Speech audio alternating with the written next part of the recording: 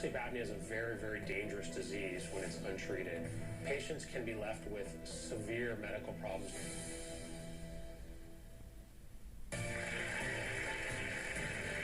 Imagine waking up continuously throughout the night, gasping for breath, and then when it's time to get up, you feel like you've never slept. This actually happens to people who suffer from something called sleep apnea. Linnea knows exactly how this feels. I found out I had sleep apnea from my fiance. I noticed she was sleeping, and she would stop breathing during her sleep. I would give her a little nudge, and then she'd start breathing again. Obstructive sleep apnea is basically collapsing of the airways during stages of deep sleep. The major effect it's had on my life is just being so tired, just wanting to take a nap during the day, not wanting to go out and enjoy life. What we're going to do with Linnea today in surgery is basically address all the areas of upper airway obstruction. We'll be addressing her nasal obstruction. We're going to take out her tonsils, reconstruct the back of her throat. First, we're going to position the patient properly so that her head's in a good position, and we're going to place a retractor in her mouth. So she's got very, very large, very cryptic or pocketing tonsils, which look like they're chronically inflamed, and this is definitely contributing significant amount to our upper airway obstruction. Sleep apnea is a very, very dangerous disease when it's untreated. Patients can be left with severe medical problems, things like diabetes, high blood pressure, stroke, and even heart attack. So this is the plasma blade that's designed to do the initial part of this operation, and you can see that when I do this, it doesn't cause a burn or an injury to the tissue. Minimal bleeding, little to no bleeding. So that's our tonsil on one side. It's a nice sized tonsil.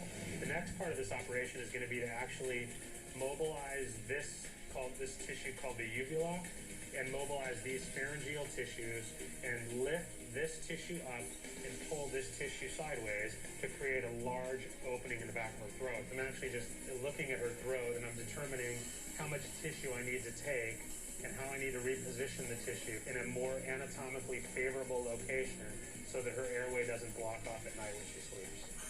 So basically, I'm just finishing up with Linnea's surgery, and you can get a sense now that there's much more space back here, which was completely closed off or collapsed before.